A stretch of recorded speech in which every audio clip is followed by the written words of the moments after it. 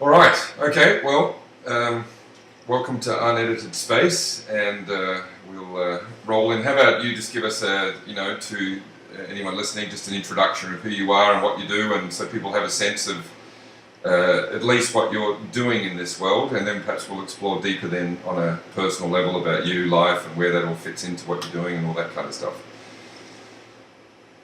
Okay, sure. Thanks for having me, David. That's and all right. Hi, everyone.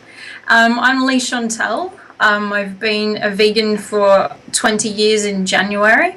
I've run the Viva la Vegan.net website for over 10 years when people didn't know what veganism was and before it was on trend. So there's over 10 years of content on there.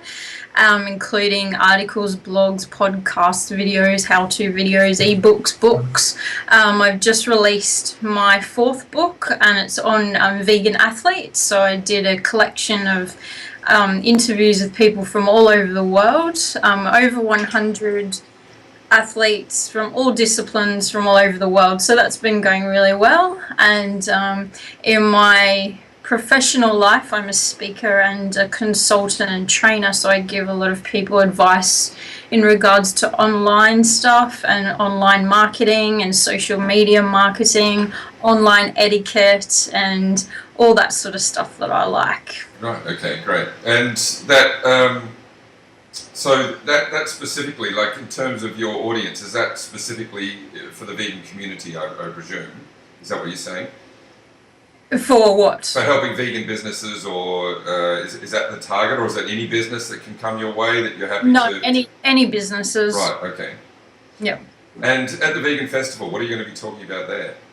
At the Vegan Adelaide Festival, I'll be speaking about marketing, I believe. So I'm just going to double check that one though, because I'm thinking about a few different ones over the next few months. Oh, and I'm talking about ethics beyond the plate. So right, okay. A lot of people are very focused on food and diet in relation to veganism or being vegan or the reasons to be vegan. And I personally think veganism is losing the core ethics of the movement. So that's a topic that I really like to speak about, and thinking about things other than just your health and diet, and talking about animals. I'm talking social justice issues like feminism, environmentalism, and all the other sort of things. So why do you think, now you brought that topic up, it's a good one, why do you think that they're, so you're implying, I guess, they're travelling down too narrow a pathway and getting a bit, perhaps their minds targeting too much or getting drawn to too narrow a perspective? Why do you think that is? Like, do you think it's because it's so intense that people get lost in it, or like from your angle and your experience, what do you think is going on in that regard? I think it's mostly people. I think it comes from online and what people share online. And I've noticed, I think it was about 2011 when Instagram came online, and a lot more people sharing photos of themselves, or a lot more food sort of things. And they're the things that get the most interaction online. So it's making people maybe a bit more self-obsessed, sharing those sort of things. And in particular, look, I lost all this weight from going vegan, and 20 years ago you could easily lose weight by being vegan. Nowadays, depends on what you eat, because there's a lot of things out there that aren't really that healthy to be eating. But yeah, I think definitely most mainstream people don't want to hear about the animal stuff. They don't want people to go, oh, hey, you love your dog or you love your cat. Why doesn't that come across to other animals, like farmed animals in particular? And I think it's easier to market things to what affects people. Like, my health is going to be that affects me, and if you want to lose weight, that's quite a big effect. And you see a lot of people in particular who mainstream media promote, like say Beyonce went on the 21-day vegan diet to lose weight or to get healthier. So they're the things that the mainstream media focuses on. So therefore it is understandable that people would be more interested in those things. Yeah, so So, what if you were to describe perhaps the essence of what drives what you do from a personal level? Where's it coming from? Like, what is it that's led you to be the woman you are today and doing what you're doing? Like, what's the core that drives this? Because obviously you're talking about it, in a broader sense of whether it be the environment or, human social justice issues or animal issues. So you're looking at it in a more complete sense. But what's driven you to that point? What is it in you that's woken you up perhaps to this necessary space that obviously we probably all need to be in to look in that broader sense of life and ethics? What is that for you? I guess, when I first went vegetarian, I made that connection between the part of my body I had and the part of someone else's body I was about to consume. So it was, I guess, an intuitive or an empathetic feeling. And then I just went, oh, not having any red meat anymore. So I stopped that, and then I backed it up with the facts after. So I found out the facts to prove why what I felt was right. Mm-hmm. So I guess that is pretty much how I am in my life. So I know things are right in my bones or whatever, and that guides me, and back it up with things afterwards. And I guess I like to learn things, and I like to always educate myself about new things, and I like to educate people about the things I know, because I understand I don't know everything, and I understand a lot of other people don't know the things that I know. So I like to educate people about the things I know and help them learn new things. So whether or not that's about veganism or my online stuff that I do, it's showing people how to, I guess, teach themselves and learn things for themselves so they can apply things in their life, instead of maybe creating I don't know, like a trickle-down effect or a pyramid type scheme where you've got one deity or master or someone like that that's calling all the shots. I want people to go, hey, these are good things for me, and using, I don't know, I guess I learn a lot of things, and I've got this little toolbox of all these things I learn and I use, and I just pick out whatever works. So I think learning, educating people, and I'm very good at anything to do with communication. So I enjoy speaking to people, I enjoy meeting new people. I like to find out why people do the things they do, what makes them tick, and I just find that fascinating in regards to people. And I like speaking to people, and I like speaking and writing and things like that. So anything to do with communication, I guess, is my sort of forte. So yeah. So what do you think then in the realm of communication? Why do you think so far, here we are in 2016, human civilization's been around a long time. The Bible was written over 2,000 years ago. Whether you believe in God or Jesus or not is irrelevant. The point is, they were already exploring the idea of, caring beyond self, and if it hurts someone, if it hurts you, then think about another person, whatever. The whole, there's a moral story of awareness in there, and about being true to oneself as well, and not being a slave to the system. So we've had all this information for a long time, and it seems we are relentlessly ignoring all the goodness of what humans can learn, and constantly feeding the stuff that's self-destructive.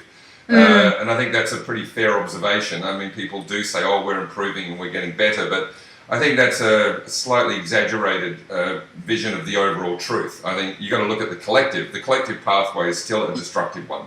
And we're still, heading towards the end if we don't create some kind of major shift. So why do you think we're, as a communicator, that we're even needing to work so hard at getting this information out? Why is this not mainstream conversation? Considering it's good for our health, good for the planet, good for the animals, good for us. There's no area of this where not everybody's going to benefit, and yet we are relentlessly ignoring such important information. I was just wondering what you think is going on from your experience so far. I know that's a big question. Well, I think it would come down to... Pardon? What was the last bit? I said, I know that's a big question, but I think it's a crucial one, that at least we get this conversation rolling on the planet. Even if we don't have clear answers yet, I think we need to start exploring why is this happening in the first place. Otherwise, we don't know what we're dealing with. I think, one, one, it's capitalism. So the ideas we have or the things we're trying to spread can't necessarily make big corporations a lot of money. So I think that's like one of the main things. And the other thing that I try and focus my energies or try and let people know about is that, you know, we need to focus on the things we have in common with each other. And, you know, we all have the same blood and bones and feelings and a way of connecting. I'm speaking in regards to non-human animals, but, you know, we need to think about these things and not be so worried about the other, and that can relate to, you know, male versus female, or blacks versus white, or uneducated versus educated people, or just so many. There's just so many reasons and boxes that we all put ourselves in willingly, so that we're distancing ourselves from other people who aren't in those boxes. So I think, and what you mentioned before about religious texts and things like that, yeah, there's been people over many centuries who've said this is a great way to be, and, you know, trust your heart and do some good things, and, you know, what you feel would be a good thing to happen to you, do that to other people. And but, you know, we don't seem to think about other people that much, and it's all how everything relates to us, or our reaction to things, instead of maybe empathy. I think that would be a good start, and non-judgment. And I think, you know, that's one of the things I've been working on the past few years, is non-judgment, because as vegans in particular, we're very judgmental about people who aren't vegan, or even people who aren't activists or aren't real vegans, or there's all these little rules and all these things that we put in our lives or with our interactions with other people, and we just need to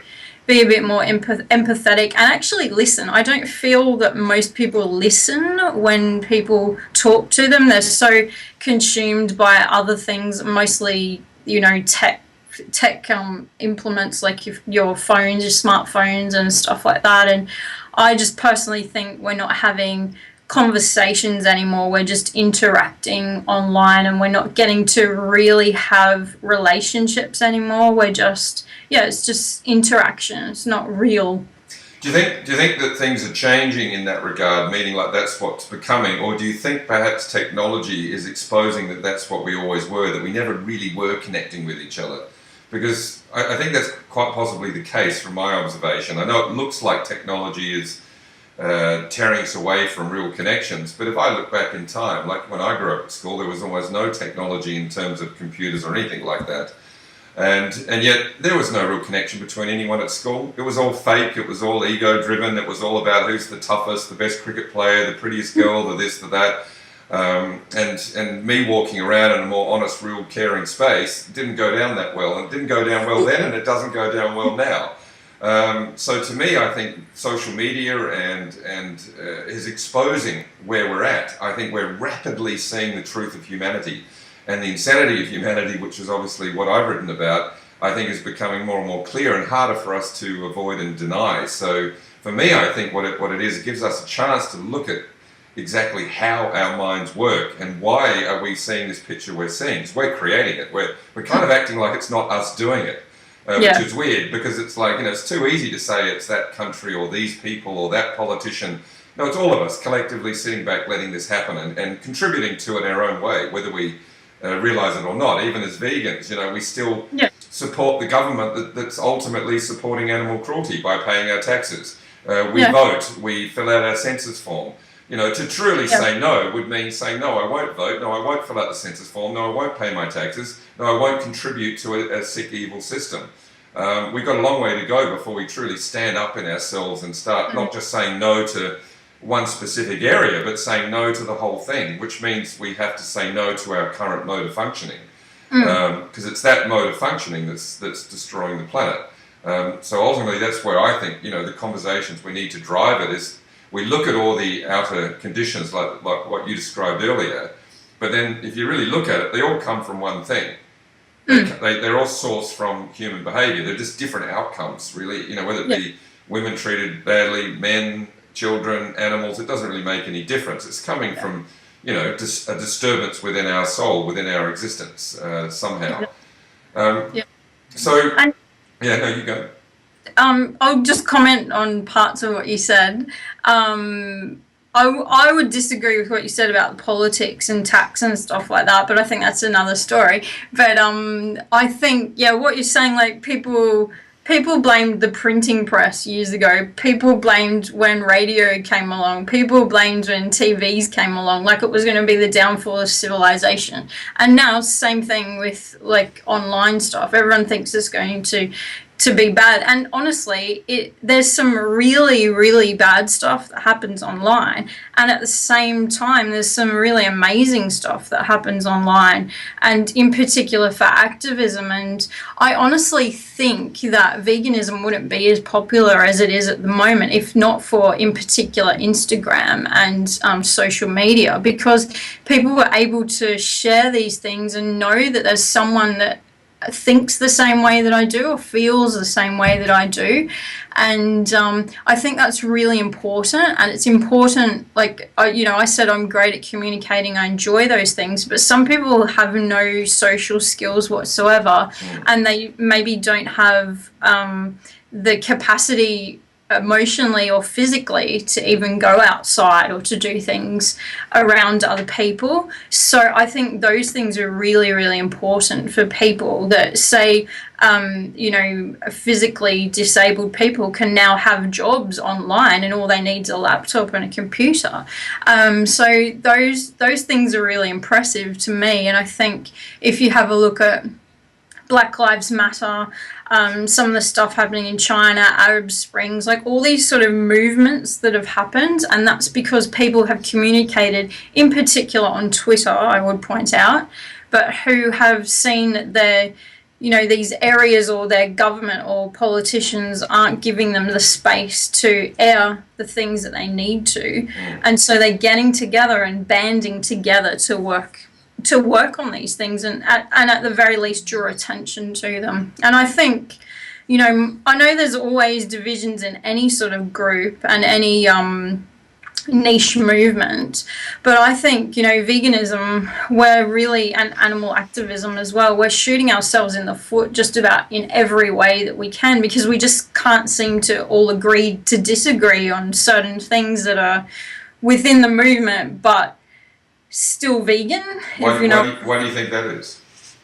Well, it's like you said, it's, just people aren't connected to themselves properly, or it's all about, relationships and people. And it's hard when you get different types of people together to all be on the same page. Like, I think that's quite rare. Well, then maybe the vegan movement is a great place that we can learn from, right? Because you would think that people that care for animals would be connecting on such a strong point of harmony that would create a unity, which, as you're pointing out, is not happening. There are sections of unity, but it's not a complete state of unity. And even something as extreme as that is not uniting us and bringing us together as people, which is really intriguing to observe. But maybe that little microcosm of life is exposing the true nature of humanity. And maybe vegans could look deeper into looking at our own community, for want of a better word, and find a greater truth about what's really going on. Because I think that's what's lacking. Obviously, with what I do, I'm trying to put it out there that for vegans particularly, because they're putting out such a strong message and asking others to change. And yet, if you go to them and look at their life beyond veganism and challenge some of their behaviour or their personality or anything to do with who they are as people, they don't like it any more than anyone else. It's not like they've evolved to some point of openness and like, I completely understand myself now, I have no more defense systems, I understand my insecurities and my fears, and I'm happy to talk about anything. Far from that. And yet they're talking as if they are at that point. And I think that makes the message hard to be heard from another person, because it means it's coming from not deliberately, so I don't think this is intentional, but it's coming from a place of hypocrisy, where you're asking people to change when you really, in effect, haven't actually changed who you are. You've just become a vegan, which is a wonderful thing to not contribute to abuse and cruelty, obviously, But have you truly changed the nature of your functioning, where you're not still the same kind of person, really, in essence, that led to the problems we're seeing in society? So, you know, for me, that needs to happen as well. I think there needs to be a big shake-up and shift in that area, because I think the vegan movement, in essence, is a necessary one, and I think it's a beautiful one, and I think it's you know, to argue against it is I think a complete state of insanity, because to argue against it means you're justifying abuse and cruelty for gain, pleasure, benefit, you know, human advancement, medications, that we wouldn't have had that medication if we didn't operate on 10,000 cats' little tiny brains or something. You know, where does that stop and where does it start? Obviously, it gets corrupted, and we know that. You know, and we know during war and times like that, humans will experiment on humans. So there's no boundaries to it, given the possibility. So obviously, if something lacks integrity, then it has to stop. It's not a debate about how far we stretch the boundaries and all that kind of thing. Yeah. Yeah. Sorry? No, you go. No, that's cool. I was going to say, I think, one, it comes down to what you were mentioning before about animals. People care about animals, and they forget humans are also animals. Yeah. So there's a lot of people, I know so many vegans who don't really like humans, and they think that's okay because everything is about the animals. It doesn't matter about the humans. I'm saving the animals. And also I find there's quite a lot of people drawn to the vegan movement who have had some sort of something like quite bad happen to them in their past, and something emotional that's triggered them to maybe help other animals because they were once helpless. And I feel that energy from a lot of people coming into the movement, and sometimes, you know, for a lot of people that can be used in a positive way, but sometimes it comes across as really negative, and it can also it can grow into anger. And I see a lot of people in the movement who are very angry and very aggressive. And, So just to clarify quickly, so what you're saying is they've had, you know, like everybody, no one was brought up, you know, properly in that sense, where we've just given purity, love, truth, strength, guidance right from the beginning. You know, most of us have had to learn for ourselves and grab the best out of what our parents taught us and discard the stuff that was not appropriate. So everyone's carrying around undealt with and misdiagnosed pain and suffering in their lives in the main, you know, which is our life story. And they're trapped in that life story. So you're saying that they take that life story of suffering and then see the vegan movement as a place to put that, in a sense. And that's where the corruption kicks in. Yeah, okay, good. Yeah, well, I agree with that, because it is happening, because they are channeling it into there, which is fine if you don't attach it to it. You know what I mean? You've got to see that as two very separate issues. There's one is your own pain, and one is the pain of the animals. Yeah, and I think, like, I don't mean it to sound like a blame sort of thing, but, you know, victims of whatever can empathize with other victims like, we're talking about animal victims now. So, yeah, it can be used in a positive way, like I said, but yeah, and I guess that's like what you said, you try and separate the two, like, this happened to me, I'll deal with that, this is what's happening to animals, this is how I'm going to deal with it, and maybe the twain don't meet or whatever. And but it's a hard one, because you want people to use whatever emotion inspires them to do something. And I know a few people who get inspired by, say, animal abuse videos or negative things that they see, like, that really gets them angry, which gets them to be more active. So I personally don't understand that, but it does work for some people. So that's also a hard one. But yeah, I find that we need to just be compassionate to ourselves, for one, and towards other people. And I think just knowing that everyone's trying to do the best that they can in the best way that they can, or they know how to. And I think once you understand that and absorb that, then it's a bit more chilled, and, you know, you can accept where people are and what they're doing. And then you know, oh, I don't know, it's hard. There's just so many different types of people, and you have to accept that and understand that and try and interact with different types of people in different ways. But in essence, though, yes, there are many different types of people. But one thing I've discovered, over the years of my life, is that if you cut it back down, the essence of human functioning is the same for everybody. The way our mind works, the way we work by association, the way we live in a perceptual reality, the way our fear flows through our brain and creates, an identity of good and bad feelings, and then we run from bad feelings and run towards good feelings, and we'll sacrifice our integrity to get that good feeling because we're feeling so bad most of the time. We're very fear-driven creatures in the main. Like every creature on the planet, fear is its guidance mode. So in essence, there is a massive similarity, and I think that's essential because it helps us see that we're actually inside a human program. And yes, everyone has their own individual personality as to how they express that. But outside of that personality, I find that if they learn to understand the program, then they can start functioning beyond the program. And that's when you start seeing the true essence of you or me, whoever starts coming out. But the difference is your individuality is now expressed not via a fear-driven program. It's just driven through the truth of what is. And so now there's you in the world and you interact with each other, as opposed to this world giving me information and I'm picking and choosing what bits I want. And that's the editing process where we're not really absorbing all of life. We're absorbing what we want to see and ignoring what we don't want to see. And it's like, and the animal topic brings that up perfectly. I can't think of how many times something as simple as going in Chibo coffee shop and ordering a soy, and I say, are you sure that's a soy, before I pick it up every time. And occasionally someone will say, well, ask a question, and then I might mention, oh, look, I'm a vegan and it matters to me and I just do not want to consume any animal products. And then they might say, yeah, I've got a friend that's vegan and I'm starting to think about it. But the main thing that comes up is, or I might mention, well, have a look at some videos of what they do to calves in the dairy industry. It's actually quite heinous and cruel and disgusting. And they go, yeah, I know, but I don't want to look at it. And if I look at it, I might not drink milk anymore. So, they're saying everything right. Yeah. They can't even see it. So we're avoiding. So we're editing information, which means it's not getting through to us. Because there is an us inside everything. There's a us beyond my life story. And that's the purity of you and me and all of us that we have to start talking to. We can't be talking to each other's construct. We can't be talking to our life stories. We've got to talk to each other. And then we have to recognize that inside every animal is a person as well.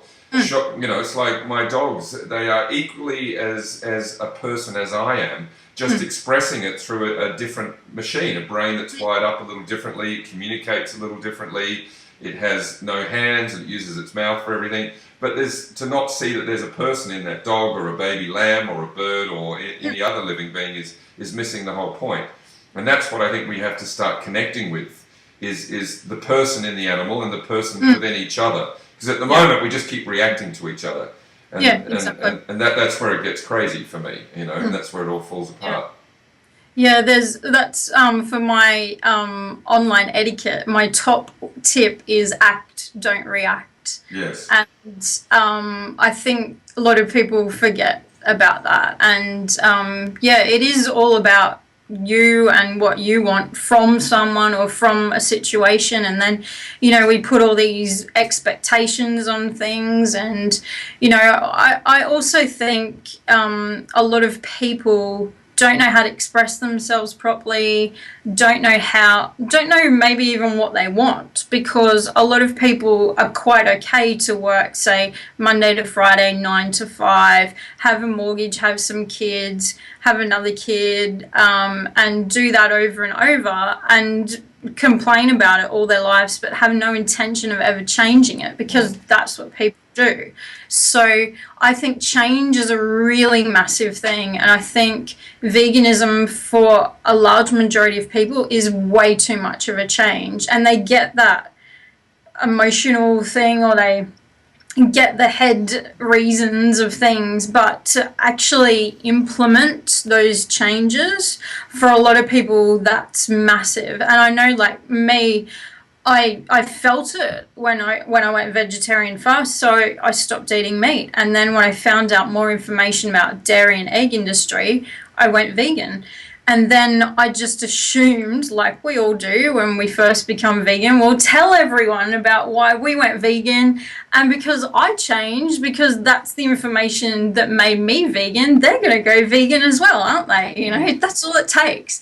And you realize that not everyone's like you, and not everyone's going to change in the same way that you did from the same information that you had. So that was hard when I first realized that. You know, I found that really quite, I don't know, very shocking, I guess, that people don't think in the same way as me, or act in the same way as me, or the same things aren't as important or a priority. Yeah, look, I think within everyone is the possibility to react the same way. I think it's just there's a different way of getting through to everyone, that's all, because everyone, as we're saying, they're unique in terms of their life story. So what their blocks are going to be different for everyone. And our life story ultimately becomes our identity. And so, you know, people think that their self is their personality and how they look, and, you know, they're limiting their idea of what self is. But in the truth, our self, without us realizing it or not, is everything that we care about and connect to, whether it be someone we love or a parent. That's why I say if someone you love dies, a lot of the devastation is because you've part of you has died, literally. Part of your identity, part of what you have built your idea of self from is suddenly gone, and you're mourning the loss of that person, but also a loss of something that was part of who you are. And as is eating, you know, what we eat is part of our identity, and then that's connected to our social life and where we shop and what we do, and then that's all connected to our personality and, you know, everything. So you can't disconnect it. So it's about finding our way through, because our life story is just a tiny version of life, and that's all it is. It's an interesting version. It's complex. It's got character. It's unique. And to think the universe has even created that is quite extraordinary. To think our minds can create a version is extraordinary.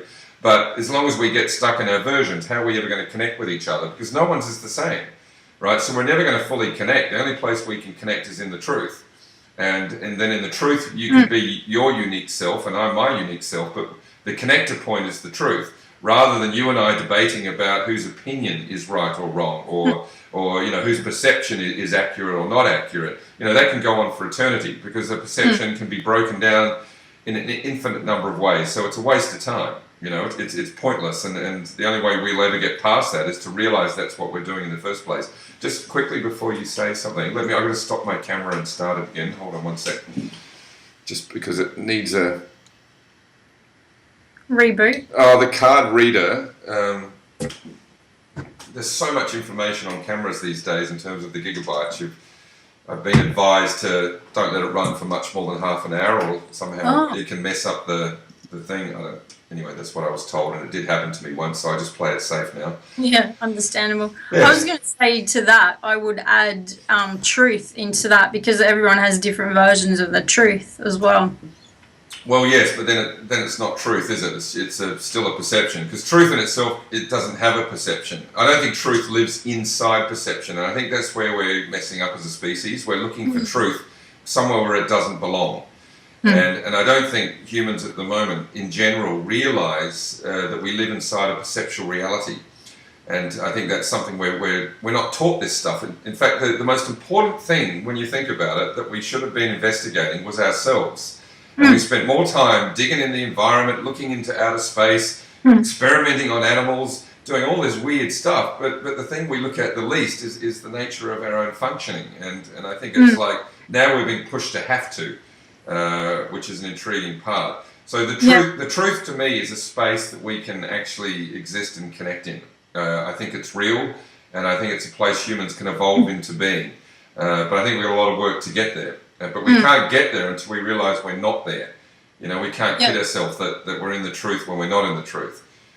And I think, you know, that brings back to things that we, like what I was saying before about maybe priorities or what we prioritize. And I think, you know, things like, you know, your truth or whatever you know intrinsically is right for you, or your evolution or something that comes, like, you know, I don't know, fork in the road type metaphor where you know this is what you should do. There's going to be change. There's going to be maybe heartbreak or things that you're not used to happen. Or you can just do this thing that you've been doing all your life type thing, safe, you know, the outcome type thing. So most people, when they get to those situations, I'm a jumper off. Like, as soon as there's something that seems right, I'll jump. Like, and sometimes it works, most times it works, sometimes it doesn't, but you learn so much. But I find most people aren't jumpers and they don't like that sort of thing. And you know, I think also when people come to these realizations, whether it's about themselves or someone else, that they like to numb it and downplay it. And I would bring things like addictions into that. So, and I'm talking about full-on addictions like, you know, drugs, alcohol, smoking, coffee even, or sugar, and even like down to social media and, you know, like promiscuous sex and things like that. People are just using these things that can be used for good, and in a lot of cases are used for good, but they're using them and abusing them in a way that is taking us further and further away from our true selves, and it's just to numb whatever that feeling is, or not even feel. So I just know a heap of people like that at the moment, and in particular I find, you know, males can't express how they feel to a lot of people. And I know, for example, I'm the only person a lot of my guy friends have to speak to about things. Like, you know, they hang out with their guy friends, go down the pub or have a big night, or, you know, do play football or something like that, but they never actually speak about the problem. Or they might be at the end of the night, oh, how's Tammy? Yeah, we broke up, mate. Oh, you're right? Yeah, I'll get over it. Like, that's about it that some of them ever get to. And I just feel really sad for them with that. And I know with a lot of my relationships with my girlfriends, and I know that's maybe a bit sexist in regards to guys like this and girls like that, but that's what I've come across. And I'm not saying all my guy friends are like that, but I have 5 in particular that relates to. And I just find it hard to know how, you know, my girlfriends and I are in particular with each other, and we can talk about all this stuff, and whether or not we solve stuff, you're talking about it and you're expressing how you feel. And I find that guys have, like, you know, they've been brought up in situations where they're not being encouraged to express how they feel, or in particular in Australia where it's a hard situation for guys to show how they feel, or that they are emotional people. And you know, I'm a big follower of Australian Football League, AFL, and there's a lot of things that happen in there that I find interesting. Like, just over the weekend, someone said something to another person about their mental health issues, like sledging on the field, and, you know, there's been a few other issues that arise from, like, drinking or drink driving and racism and things like that. And I feel when some of these guys talk about the issues, that's really important. And then, you know, just something little that someone else might think is little can put things back so much further. You know, so I'm glad that people are speaking out more, and I hope more people are listening. So what do you think? What's the overall what's the takeout value of observation of all that then? Like, what are we observing? That we're emotionally repressed as a species? Do you think men and women are emotionally repressed? I know you're saying men. Are you just saying men are more emotionally repressed, but overall we all are, or women are emotionally free? But, like, what are we seeing here? Because obviously we can see where we're at. We can move forward. Yeah, I don't think guys are more emotionally repressed. I just think they don't have the ways to express it in most cases, whereas girls, it's quite easy for them to pick up the phone and go, oh, hey, this happened today, I just wanted to talk about it. And that happens with some of my guy friends too, but I find that others, it doesn't, and you really have to work sometimes to go, hey, how are you? What's happening with whatever the situation is? And, you know, sometimes you have to make a lot more effort with these people because you know something's happening, you know something bigs happening in their life, that you have to keep following it up. Whereas sometimes with girls, you wouldn't necessarily have to do that. So yeah, some girls you would as well, I guess. But I think it comes down to how we've been programmed and how we see other people in the mainstream reacting to things. And say, for example, a good example for me would be Adam Goodes was from Sydney Swans last year, was getting booed a lot because he's Indigenous Australian, and a lot of people were saying horrible stuff about him. He came out and he said, I am being bullied. I feel I'm being bullied by these people. Now, if someone says that to me, someone says, I don't like the way you said that, or I don't like what you did, and I see that someone's hurt, doesn't matter how I meant it, it matters that they were hurt by it. So I would change my behavior because they were hurt. Now, I just saw so many people in the media that were like, well, it wasn't racism, so it doesn't matter. Well, it does matter, and we need to be paying more attention to people when they speak out against these things. And especially for a lot of the white middle class male media presenters who would never have experienced racism in their life. So for them to be speaking out, and for all these other people to be listening to them because they are in a position of power, that I think that's really, really sad. And then that also, to me, that says, why are we just putting all these people on pedestals? Why aren't we doing our own searches for truths as well? Look, to me, what that... Did we get off topic? No, there is no off topic. That's what unedited space is all about. I really, everyone, I talk to is going to have an area of life they're working on and doing and all that kind of stuff. But I feel it doesn't really matter, because I'm just encouraging conversation, really, where humans get together and start having more real talks about life, the planet, what we're doing, how we're treating it, and everyone might have their expertise as what they could offer to contribute to that, which I encourage to be shared. But I think there is no off topic in that sense. So that's all cool, because it actually brought up something good in my mind when you were talking, and that is, I agree with what you're saying, and it also highlights, though, how we are very sensitive creatures, humans. We get hurt very easily. All it takes is one, and when you think about it, it's just a comment, and you can't hurt that other person, whether it's a racist comment or not, unless they are unresolved within themselves about that. Because like someone would come up to me and say, David, you're an idiot, right? And unless I actually am having some doubt that I might be, it won't bother me at all. I'll probably laugh at the fact they've called me an idiot, because I don't have some unresolved issues about being an idiot. But if I did, then it would hurt me. And the strange observation with human beings, and I think we're all like this, and it's something to see, we are so ridiculously sensitive about almost nothing, about somebody saying something we didn't like hearing.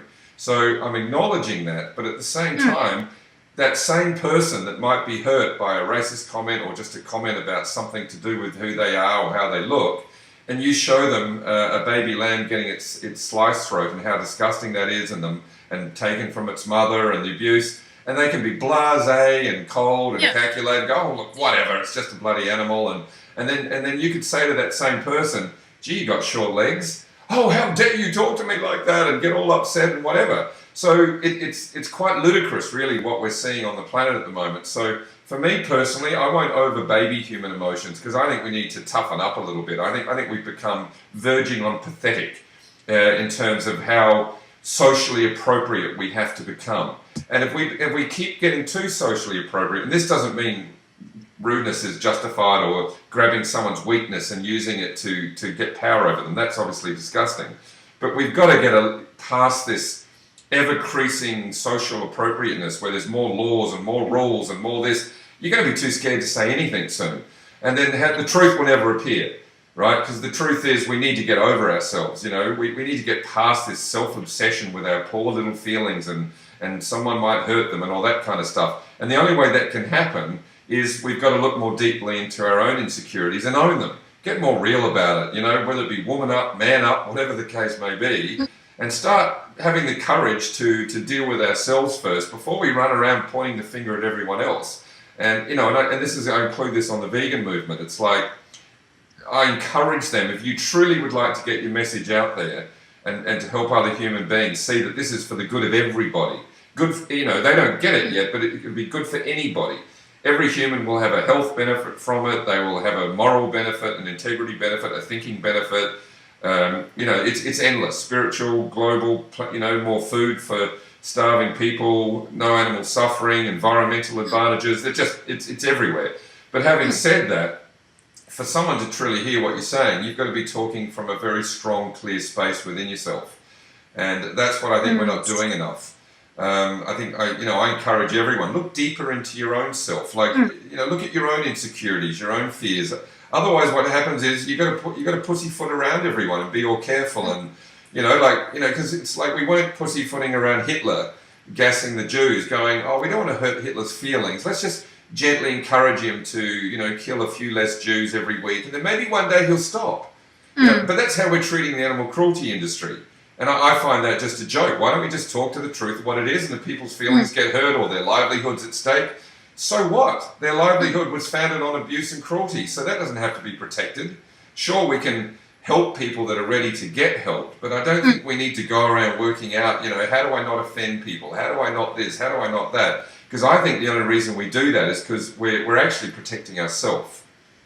Yeah, I think I guess there's a few things with that. What you're saying with everything's linked. I fully believe that everything's linked. So that's when my ethics beyond the plate talk and workshops that I give is about saying, hey, veganism is an awesome thing and it's an important first step.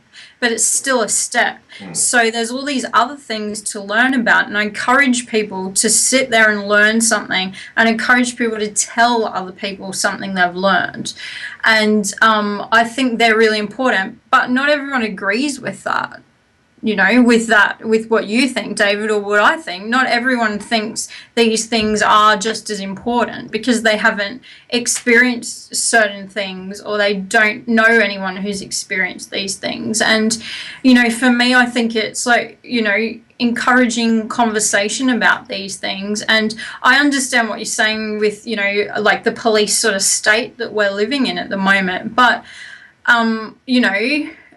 if you haven't experienced something like, say, racism, which I haven't experienced because I'm not an Indigenous Australian, or I'm not, Indigenous to another country that experiences those sort of things, I have no concept of it. I can empathize and I can read stuff about it and I can listen to what people say, but I've never experienced it, so I wouldn't be able to talk about that. And yeah, I think, you should be able to speak your truth, and you should be able to express that in the best way you know how, and the best way you think will be effective. But I would still be having in, not necessarily the back of my head, but just be thinking about etiquette and just being nice. I think you can still be nice and still get across the message that you need to. I think you can still be a nice and kind person and not be a racist, and be a feminist and be an environmentalist and get some changes happening.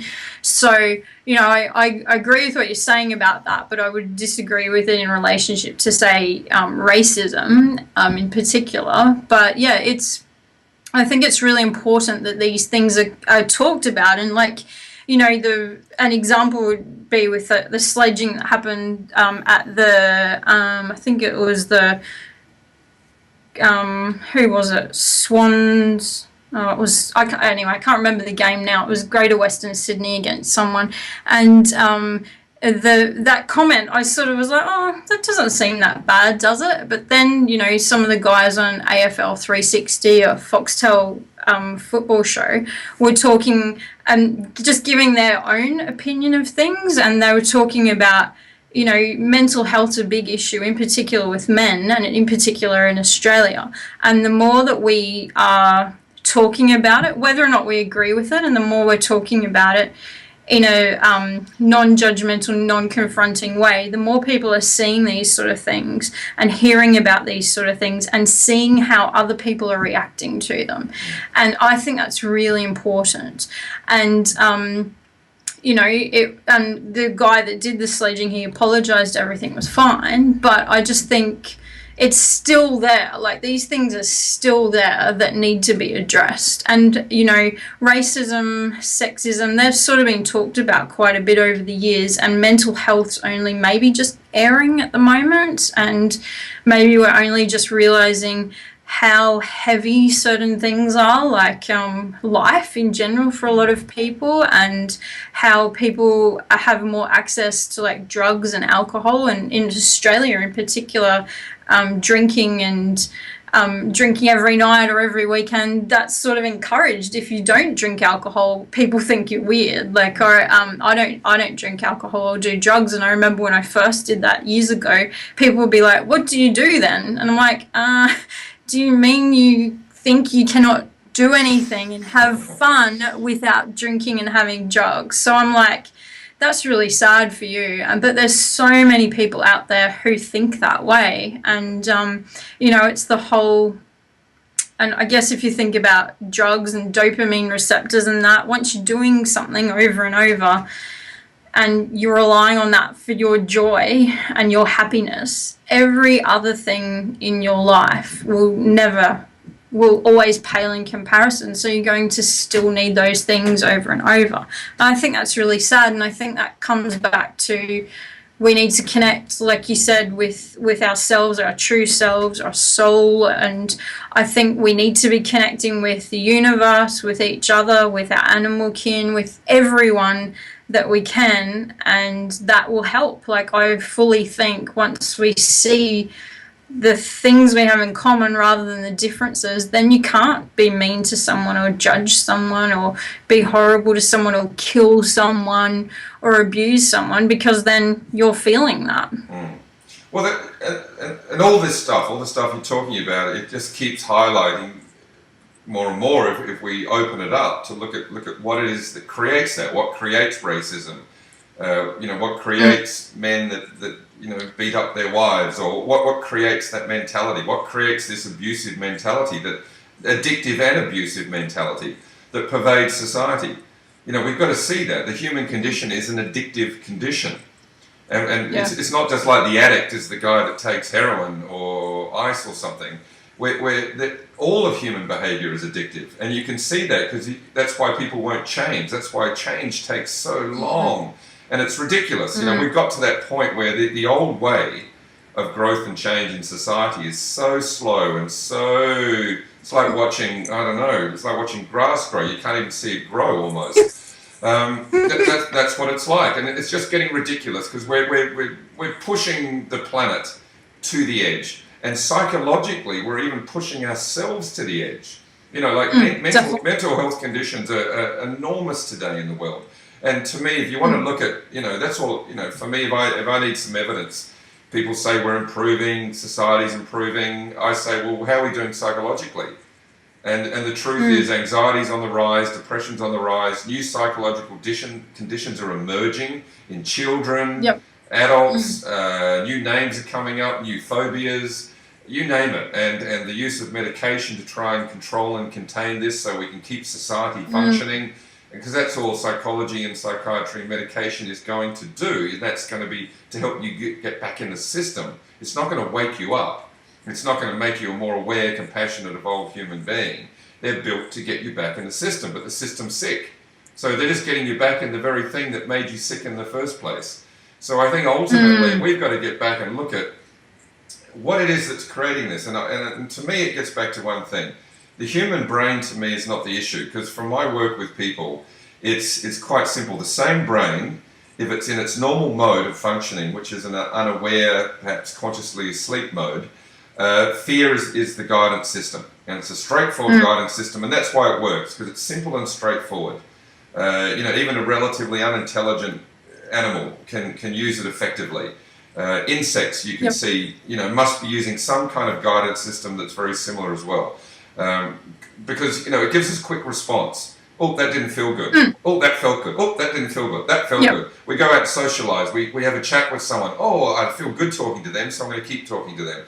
And we don't realise that we're actually building a world that's very simple, even though it looks complex because we're smart and creative and we've got all this technology. The truth is, it's a very basic mode that we're travelling in, and that's why everyone's individual life is so they're just not satisfied because they're living in a small, tight little world. They're not really experiencing the world itself and themselves within that world. So to me, there's what creates the brain to function that way is fear. And a lot of people think fear is something they feel at extreme moments. Like if someone bashed through the door right now and came charging at me, there would be a fear response. And people think, yeah, but I don't feel fear much. I don't have fear. I'm confident. I'm strong. They don't realize that every single thought, every single feeling, everything you do is a fear-based thought. As long as it is founded on association and functioning from that's good for me, that's bad for me, in a sensation sense. Only fear creates that pain-driven sensation, which also gives us, fear also gives us good feelings as well. And people don't realize that. So for me, what I've discovered is if you can help someone, and it's very hard to do this completely, but even if you can teach them how to momentarily experience themselves without any fear whatsoever, their ability to be compassionate, aware, their intelligence increase, everything, their access to their mind and their functioning is very open. The brain now becomes an expansive tool rather than a contractive tool, because fear makes us pull in to ourselves, and then we just think mainly about ourselves, and it makes it very hard to talk to someone about issues that are way beyond their current level of knowledge, like animal cruelty as an example, let alone all the other topics you brought up, when they're functioning in a small fear-based reality. Because you're talking about, oh, I need you to look at all this, and they're like this, and even though they tell themselves their world is big, you can find out how big someone's world is, because if they can't embrace the animal cruelty topic, it means they're in a tiny little tight world. And they might not like hearing that. That would be threatening to a lot of people, but that's the truth. That's just an observation of truth. That's not my opinion. That's just the way it is. And someone that's in a bigger sense of reality, even if they've still got fear in their system or insecurities, they're not letting it guide and determine the outcome of their life. They're still stepping outside of that and looking for a greater truth. And then when you present something to them, they instantly become interested. Oh, really? Animals get treated like that, right? But people that are in a small defensive space won't look at it. And that's why we need to look at it. Okay, so why are most human beings trapped in a small defensive space? And then we've got to look at, okay, that's because of fear. And then we've got to say, well, what's fear? How does it work? And then we've got to get more real about the fact we're in a program driven by a certain type of energy which creates all the outcomes that we don't like, every single one. Because if every brain on the planet today, if I could remove fear out of every single human being, we would not have to solve one more problem. Everything would change. There would be no arguments, no abuse, no violence, no destruction. You'd have no need for police, no need for armies, no need for laws and regulations and controls where mature people can't even think for themselves anymore. All that would disappear because we could trust each other. The only reason I can't trust someone is because of their fear. And their fear makes them suspicious and dangerous, and it means they might try and take advantage of me because they're always, a fear-based mind is always trying to get power over something else to make itself feel good. And I think that's ultimately where all the animal abuse comes from. I think it's a power trip. Ultimately, if you wanted to cut it down to the bottom, it's our right to abuse something else because I feel so pathetic. I feel pathetic in life, pathetic in society, pathetic in my job, pathetic in my marriage, whatever the case may be. People are feeling, they're not feeling empowered at all. So to eat an animal, it's like, stuff you, I'll do what I like. Bloody animals, that's a little moment of power. And most humans are damned if they're going to give that power away.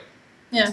And it's that whole dominion thing too, and I think that's one of the most damaging phrases that was in the Bible, or a part of the phrase that was translated was humans have dominion over animals and the environment or something. So I've worked in environmental groups and animal rights groups for years, and that's one thing I always hear back from people. That's probably the major thing that people, why they won't change, is because they've heard that in the Bible and they're religious, and they say, well, that's God said in the Bible, that's it, so that's what I follow. And they have complete faith, well, they say they have faith that he's going to fix everything and that they don't have to do anything now because it's all about him fixing it. And I'm just like, well, you could try and help things while you're here. You can't expect one person to do everything for you. Like, we've got so many people here that we could be helping people. But yeah, I think that even if you use the God, analogy, whether some people find truth in that or believe it to be truth, I think, you could look at planet Earth as being built to test us. And you either take advantage, it's given us the opportunity to be good or bad. That's the intrigue. It's not like it's built it so we're just built to be good. We built that we can go either way. And the easy way to go is the bad way because it's easy. It's quick, it's easy, and it gets quick results. And if I kill that thing, I can eat it straight away. If I chop that tree down, I can use its wood. That's the quick fix way to everything. The other way requires dedication. It requires effort, and it requires one to cleanse their soul, to cleanse their mind, to purify evil from their system by not letting fear be their guide, by being honest and real, by not defending themselves. Don't defend your insecurities. It's a pathway that requires a lifetime journey of honesty and effort. And ultimately, just pure honesty is required. Lying is much easier than being honest. And unfortunately, because everyone's caught in the world of lies and deception, it's so easy to therefore become and join in on the game of lying because it would seem like that's the most advantageous pathway to go down.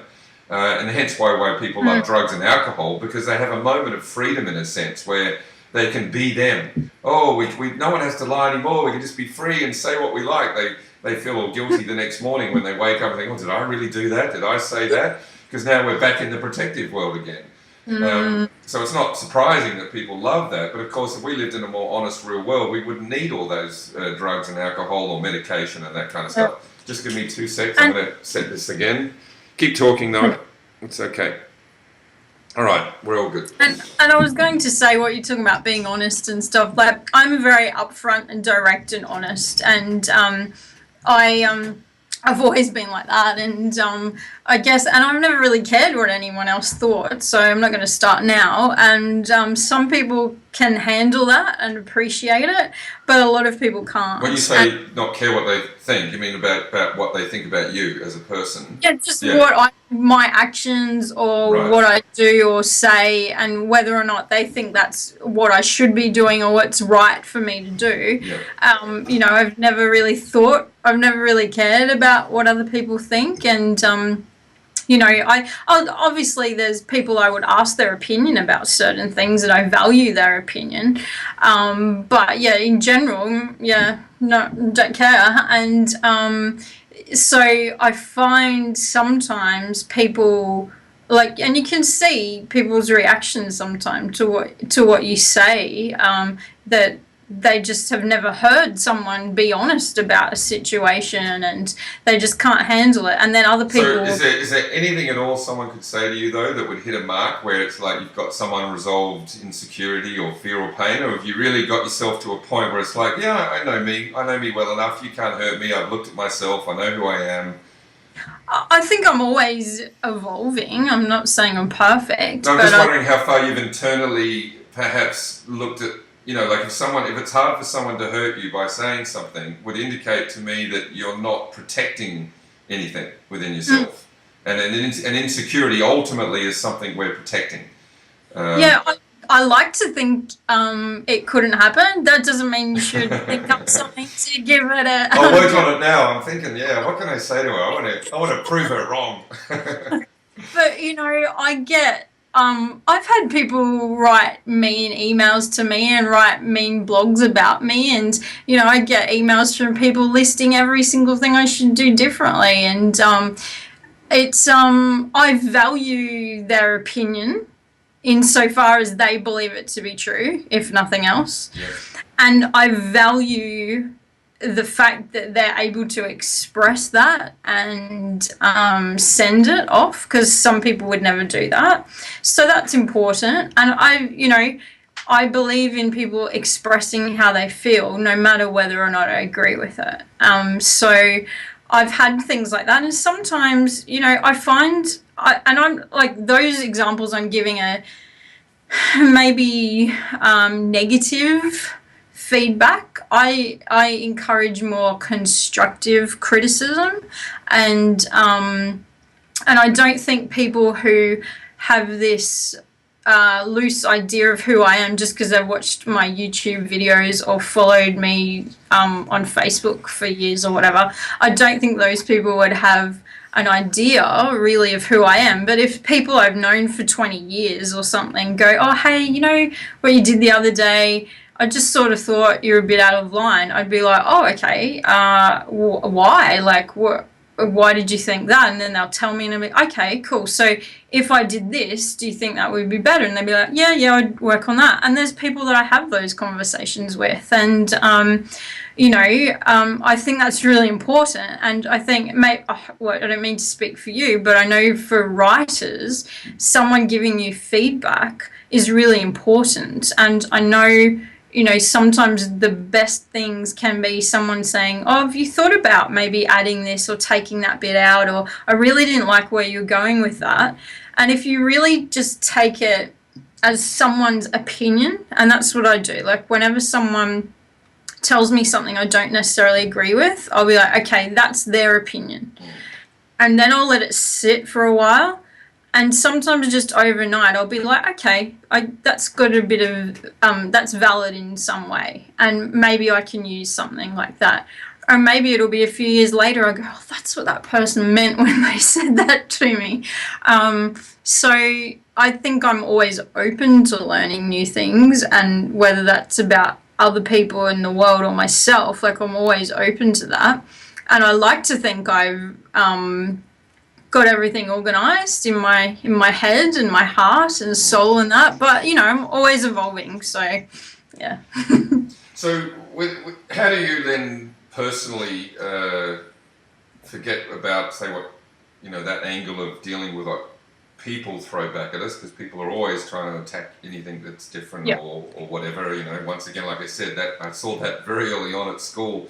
From primary school, nothing's changed. Yeah. As I said, the biggest society, that was just a little microcosm of the real world I was about to step into, where it has these little hierarchies of controllers and bullies, and then the masses that follow whoever the bullies are, because they'll follow whoever they're most scared of ultimately. Yeah. And happily see a good person, beaten up and picked on and say nothing because it protects their reality. So we know we're living in a cruel world, and we know everyone's running around lying, and it's deceptive, and yet it's hard. You just walk out the door and go in any shop, and there's the byproducts of abuse are everywhere. What is this for you on a personal level? Like, how are you coping with being a human being born in this era of life, in this universe on planet Earth? Here you are on a planet that's been evolving for many, many, many millions of years, and civilizations have been developing for thousands of years, and now here we are somehow facing a time where we're really looking at the truth of what we are and the outcomes of our behavior, and it's not all pretty to see, obviously. So on an emotional level, how do you cope? Because I know a lot of people struggle to cope with it.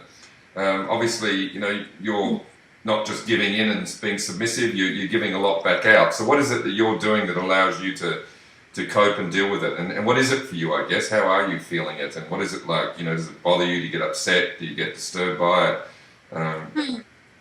Gee, that's a heavy question. I guess I'll start it with school, I guess. Like when you're talking about school, I grew up on Bougainville Island in Papua New Guinea, one of the islands in the Solomon Islands in Papua New Guinea. And it was a pretty idyllic place to grow up. So I spent the first 10 years of my life there. And then when I came to Brisbane, it was quite a transition. And there was, people thought I was weird because,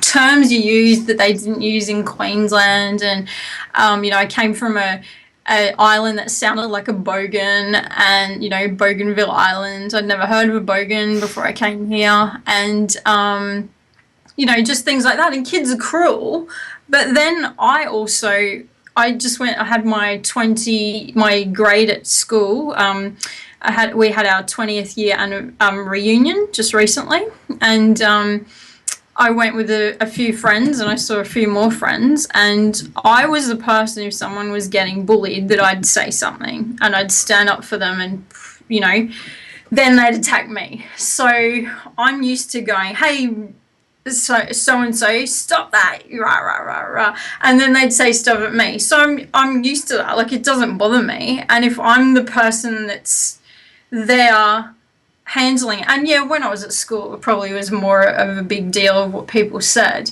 But I've always done that, and I still do that. If someone says something that's racist or sexist, homophobic, whatever now, I'll say, hey, that's not cool, or do you realize that the way I'm interpreting that is in this way? I'm sure other people would, and I do that. And sometimes people can't stand it. Sometimes, I've lost friends because of it. But I think that's really important, and that's because maybe I've known who I am, and I've worked on that quite a lot, and I'm quite maybe confident in it. And so whatever someone says is not going to change my core ethics, I guess, or my core being, or the core elements of me and my life. So I think, yeah, I guess over time you get people maybe that believe you. So I'd like to give an example of when so I put on Brisbane's first all vegan environmental festival in 2010, 2011, after Kaz or Grace Love from Vegan Adelaide Festival and Jessica Bailey, who started the Cruelty Free Festival in Sydney. So they convinced me to put on a festival. And I had this idea. And then I had my friend Renata Halpin, and she was the first person who came along and believed in my vision, and she believed in me. And that's what it took, just another person to believe in me and that vision.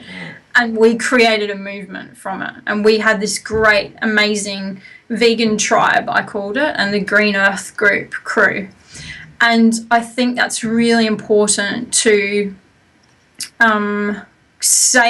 express great ideas to people and encourage other people if you believe in those ideas too, and just create a tribe of people. And there's this great video that a lot of marketers use in regards to spreading an idea, and there's this guy, I don't know if you've seen it, but he's just dancing in the middle of a field at some sort of festival, and he's a bit crazy, just dancing along. Everyone's like, what's this dude doing?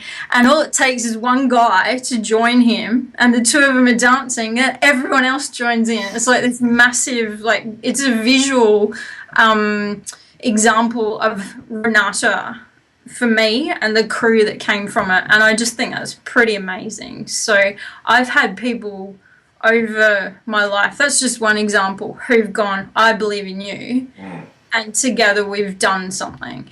And whether or not they're still friends, and whether or not that whatever we did was successful by whoever's standards, they're learning experiences. And I guess for me nowadays, I'm trying to just balance stuff. So I'm really aware of the fact I don't want to be online, in particular on social media all the time. And because I give consultations to people about time and energy management, and in particular online, these things are meant to help us. We don't want them to rule our lives. I don't want to sit down and have a conversation or lunch with you and you're on the phone all the time because the text message or your Facebook notifications or someone's liked your photo, that you think that's more important than spending time with me here. So I just want people to realize those sort of things, that, it's really important to have conversations with people, and it's really important to develop relationships and not just online. And I think, being online, and I created so many friends online, and I've traveled so many places because I just put on Twitter or Facebook, hey, I'm coming to Montana tomorrow, who's around? And someone would go, oh, come and stay with us. And I've done that in the States, in Asia, in Australia, and I'm going to Europe and the UK next year, so I'll do the same sort of thing. So it's very important, but also it's not everything. And I think that's important, that people realize to get balance. And I'm still working on that whole work-life balance that I keep hearing about, and trying to do more fun stuff. And I always try and take time out for non vegan related stuff. So that started around the time of my festival. So 2009, 2010, I went, okay, what can I do that's not related to veganism, animal rights, feminism, environmentalism, music, anything that I used to be interested in or I am interested in. And that was AFL for me.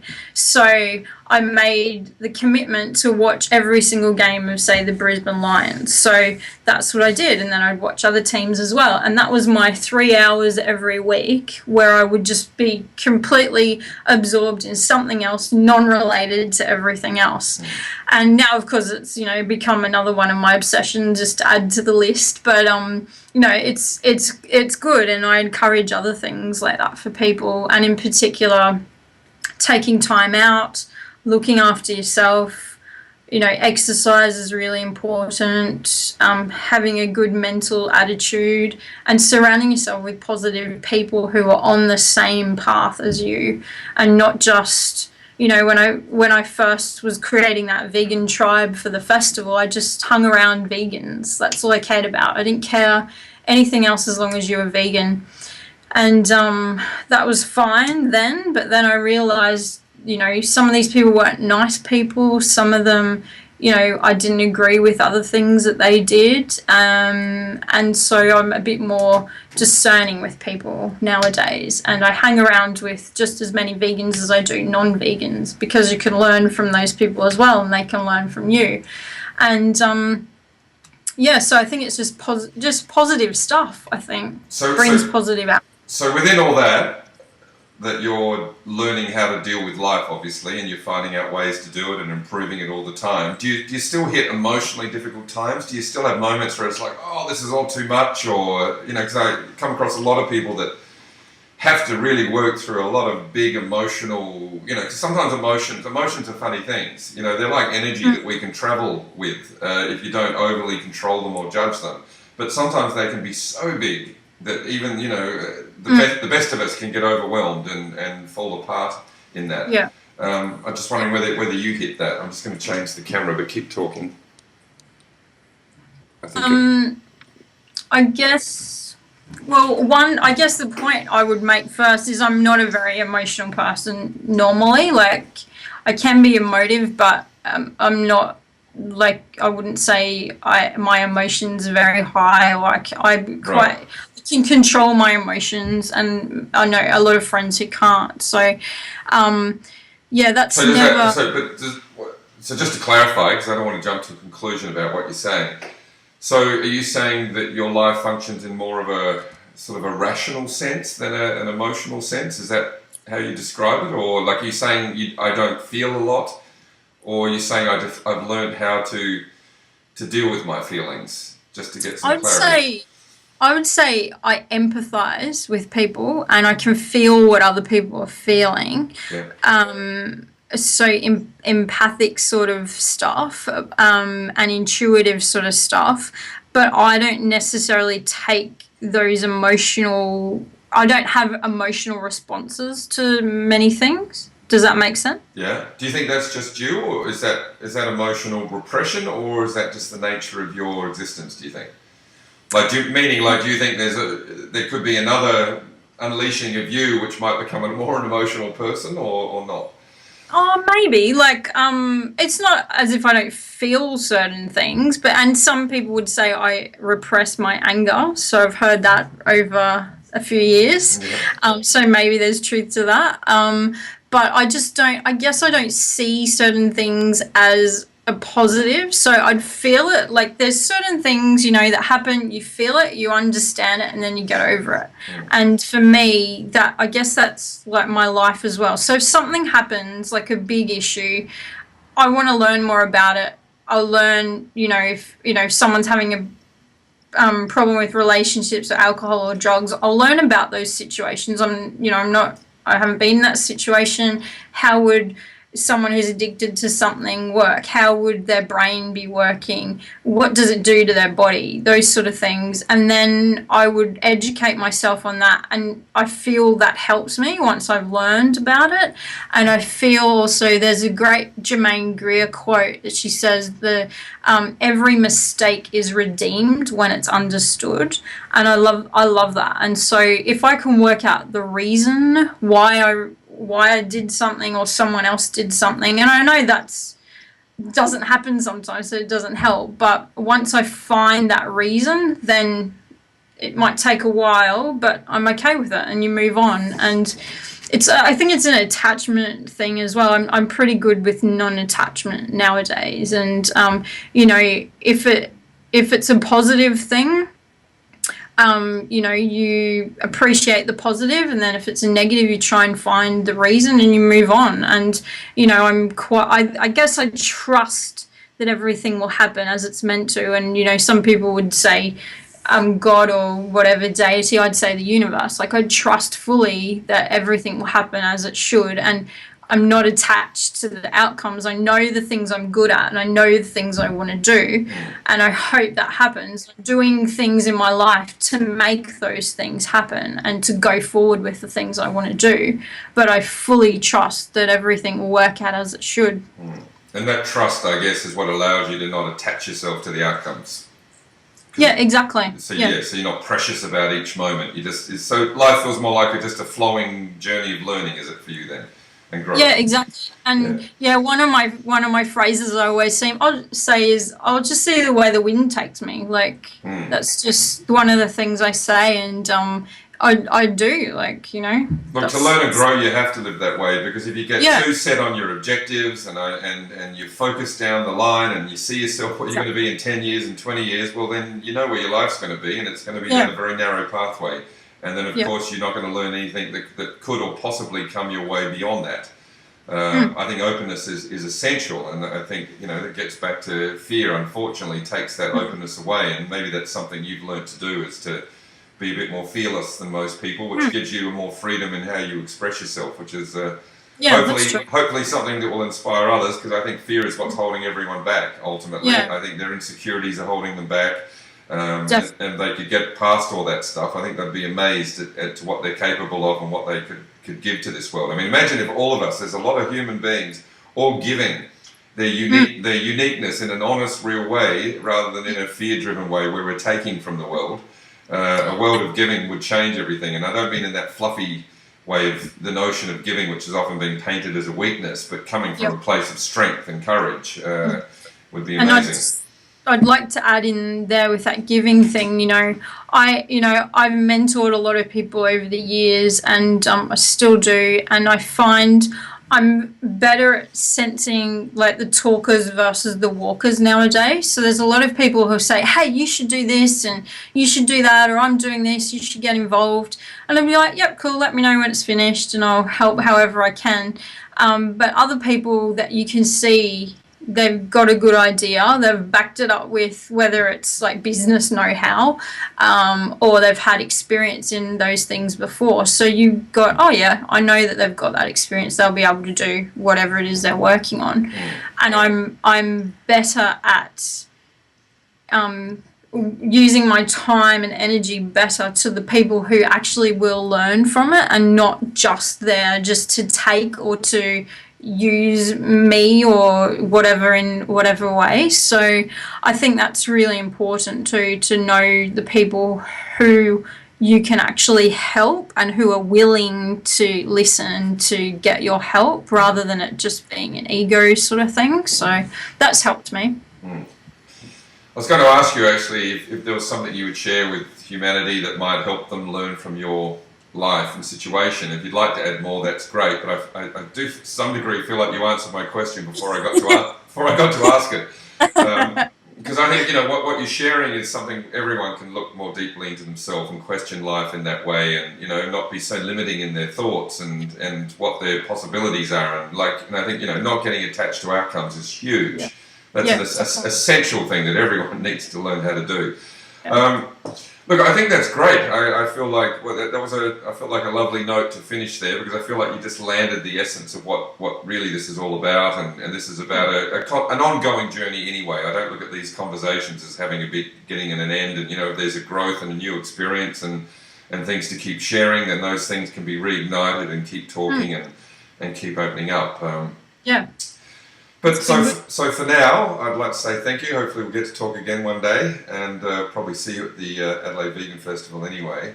But yes, look, thank you for your time, and I appreciate that. And obviously, just keep doing what you're doing. It sounds good to me. So Thank you, David, and thanks for taking the time to interview me. And yeah, I'll definitely see you and other people at the Adelaide Vegan Festival. All right, wonderful. All right, well, thank you, and I'll catch up with you soon. Sure. Thanks, David. Okay, bye.